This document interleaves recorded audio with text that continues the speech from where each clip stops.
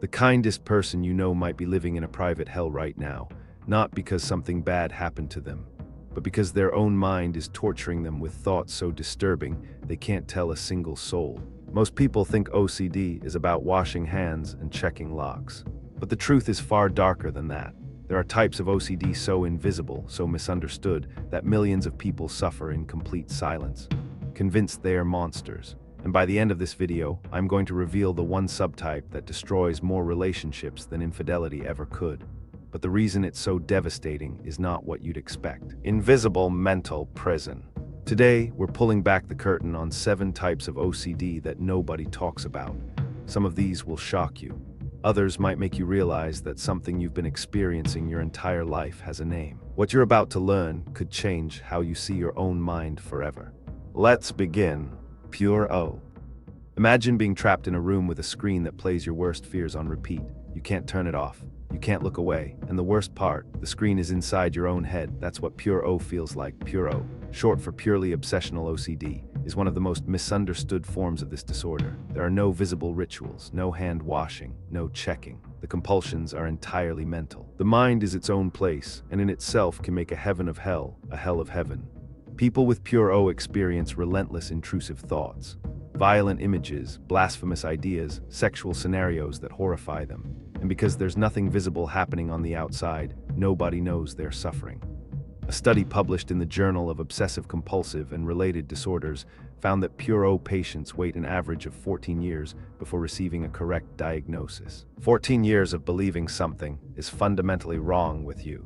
They perform mental rituals constantly, reviewing, reassuring, analyzing every thought. But here's what makes this truly insidious. Hidden rituals, silent pain. The more you try to suppress a thought, the stronger it becomes. Psychology calls this the ironic process theory, and pure O weaponizes it against you. But the next type, it takes this to a level that will disturb you. Harm OCD. Now here's where it gets truly dark. Picture the gentlest person you know, the one who cries at movies, who rescues spiders instead of killing them. Now imagine that person is constantly terrified, not of being harmed, but of harming someone else. That is harm OCD, and it is devastating. Intrusive images of violence that never stop playing. Mother holding her baby suddenly imagines dropping it.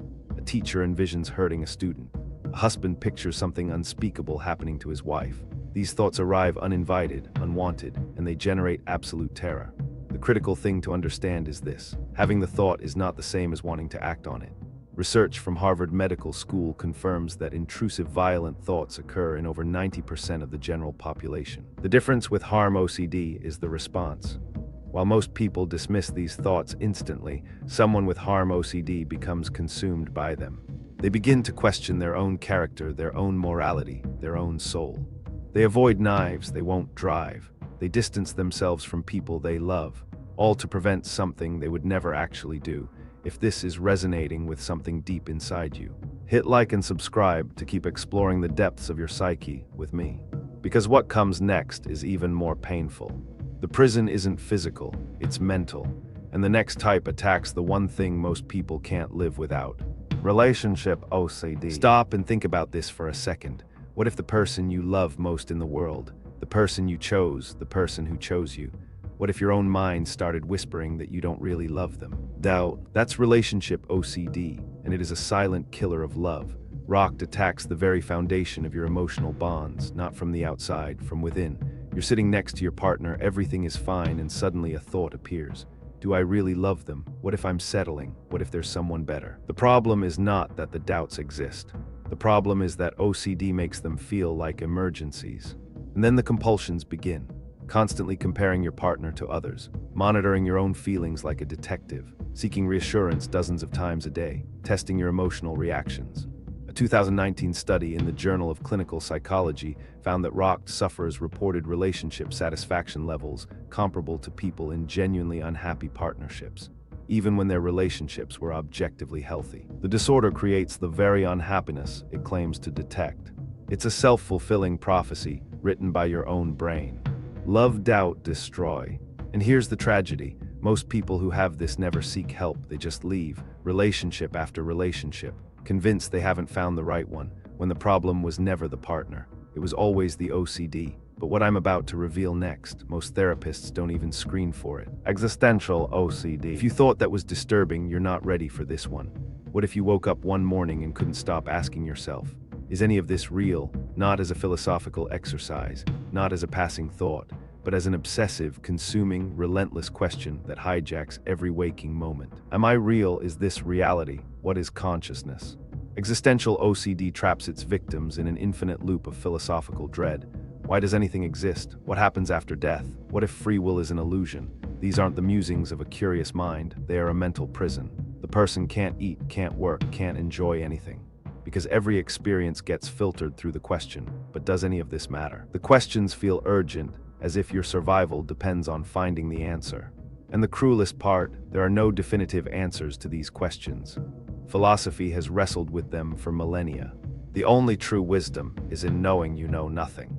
But while Socrates found peace in that uncertainty, someone with existential OCD finds only terror. Infinite loop, no escape. They perform mental compulsions endlessly, researching, analyzing, seeking certainty that can never come, and the more they search for answers, the deeper they sink. The next subtype, though, attacks something even more personal than reality itself. Sexual OCD. Let me pause here because this next part changes the entire picture. Sexual orientation OCD, sometimes called SO-OCD, is perhaps the most stigmatized form of OCD in existence, and it has nothing to do with actual sexual orientation. A straight person suddenly becomes consumed by the thought, what if I'm actually gay? A gay person becomes consumed by the thought, what if I'm actually straight? The intrusive thought attacks whatever your established identity is and flips it into a source of unbearable doubt. It targets your identity and makes you a stranger to yourself. The person begins monitoring their reactions to everyone they see, checking for arousal, analyzing every interaction, avoiding certain people, certain media, certain situations. Dr. Monica Williams, a leading OCD researcher, found that SO-OCD is one of the most underreported subtypes because patients are terrified of being misunderstood. They fear that if they tell a therapist about these thoughts, the therapist will simply say, maybe you're right, maybe you are what the thought says. OCD latches onto what matters most to you and turns it into your greatest fear. But here's what's critical to understand. The distress itself is the evidence that this is OCD. Identity under attack. If the thought were simply true, it wouldn't cause suffering. It would bring clarity. OCD never brings clarity, only torment. And the next form of OCD, it weaponizes something you'd never suspect. Scrupulosity. Now forget everything you think you know about religious devotion, because this next subtype disguises itself as piety. Scrupulosity is OCD that hijacks your moral and religious beliefs, and it is ancient. Historians have found descriptions of what we now call scrupulosity dating back to the 15th century. Martin Luther himself is believed to have suffered from it, confessing his sins for hours, sometimes 6 hours at a time, tormented by the belief that he had committed an unforgivable transgression. My conscience would not let me rest, and I was constantly trying to reassure myself. Modern scrupulosity looks like this: a devout person praying the same prayer 40 times because they weren't focused enough. Someone avoiding stepping on cracks because a blasphemous thought might mean God will punish their family. A moral person paralyzed by the fear that they accidentally lied 3 days ago. The most moral people become prisoners of their own morality. Moral prison. Research published in the Journal of Anxiety Disorders found that scrupulosity affects religious and non-religious people equally. The non-religious version fixates on ethical purity. Am I a good person? Did I treat that cashier fairly? Was my tip generous enough? The compulsions are the same: confessing, atoning, seeking reassurance over and over. And the cruelest irony: the people most tortured by scrupulosity are often the most genuinely moral people you'll ever meet. But the next type makes this look almost manageable. Contamination OCD. Here's where the story takes a dark turn. You think you know contamination OCD. You've seen it in movies. Someone washing their hands until they bleed. But what they never show you is the real scope of contamination fear. It goes far beyond soap and water. Mental contamination is a subtype where the person feels dirty or contaminated by thoughts, memories, or even certain people. A survivor of trauma might feel physically contaminated by the memory itself, needing to shower for hours after a flashback. Someone might feel contaminated after shaking hands with a person they associate with something negative, not because of germs, but because of an abstract sense of moral or emotional pollution. The contamination isn't physical, it lives entirely in the mind. Professor Stanley Rachman, who pioneered the concept of mental contamination, found that it produces the same disgust response as physical contamination. The same skin crawling, the same urge to wash. But no amount of washing can clean a thought. 1. Physical contamination, germs, chemicals, illness. 2. Mental contamination, thoughts, memories, associations. 3. Emotional contamination, contact with certain people. 4. Moral contamination, exposure to immoral content. 4 layers. Most people only know about the first one, and that's exactly why millions go undiagnosed. But what I'm about to tell you sounds impossible, and it involves the most misunderstood subtype of all. Just right, OCD. Have you ever had to reread a sentence because it just didn't feel right? Now imagine that feeling. But for everything, every step you take, every word you say, every object you touch, welcome to Just Right OCD. This subtype doesn't revolve around a specific fear like contamination or harm. Instead, it's driven by an overwhelming sense of incompleteness. A feeling that something is off, and until you fix it, you cannot move forward. Never quite right. Someone with Just Right OCD might spend 45 minutes tying their shoes because the tension doesn't feel equal on both feet. They might rewrite the same email 17 times because the words don't feel symmetrical.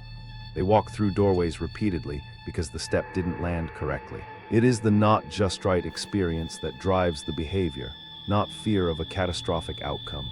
Dr. Sommerfeld's research revealed that this subtype is often misdiagnosed as perfectionism or dismissed as a personality quirk. But there's a critical difference between a perfectionist and someone with Just Right OCD. A perfectionist wants things to be excellent. This person needs things to feel complete. The internal discomfort is so intense that they cannot function until the ritual resolves it, temporarily. An endless loop of almost, but never quite. And the second to last type I need to tell you about, this is the one that kept me up at night. Real event OCD. This is the one, the subtype that I promised would change everything you thought you knew about OCD. Real event OCD. And here's why it's the most devastating of all. Because it uses real memories against you. Every other type we've discussed involves irrational fears. The person logically knows the thoughts aren't true. But real event OCD takes something you actually did, something real, and magnifies it into proof that you're an irredeemable person. Guilty. Maybe you said something insensitive 5 years ago. Maybe you told a white lie in high school. Maybe you accidentally hurt someone's feelings and never apologized. Real event OCD seizes that memory and replays it thousands of times, each time adding a darker interpretation. What if that makes me a terrible person? What if everyone knew what I did? And the compulsions are brutal. Mentally reviewing the event for hours, confessing to people who have long forgotten the incident, searching for evidence that you're not who the OCD says you are. The guilt becomes so heavy, it feels like you're carrying a crime you never committed. Real memory weaponized. Dr. Jonathan Grayson explains that real event OCD is uniquely resistant to treatment because the sufferer believes they don't deserve to feel better. You cannot reason someone out of OCD because it was never reason that put them there. Remember at the beginning when I said I'd reveal the type that destroys more relationships than infidelity? It wasn't just relationship OCD. It's the combination of real event OCD and rocked working together, making you believe that one past mistake proves you don't deserve love, that your partner would leave if they knew the real you, that you're fundamentally broken. Now, which of these 7 types shocked you the most? Comment the number. I guarantee most of you will say 9. Send this to someone who needs to hear it, because chances are someone in your life is suffering in silence right now. The way out. So here's the question that matters most. If these invisible subtypes are so devastating, is there actually a way out? The answer is yes. But it requires doing something that goes against every instinct OCD has trained into you. The cure for OCD is not more control. It is learning to tolerate uncertainty. Exposure and response prevention. ERP is the gold standard treatment, and it works by doing the one thing OCD sufferers fear most, sitting with the uncomfortable thought and choosing not to perform the compulsion, not avoiding, not analyzing, not seeking reassurance, just sitting with it.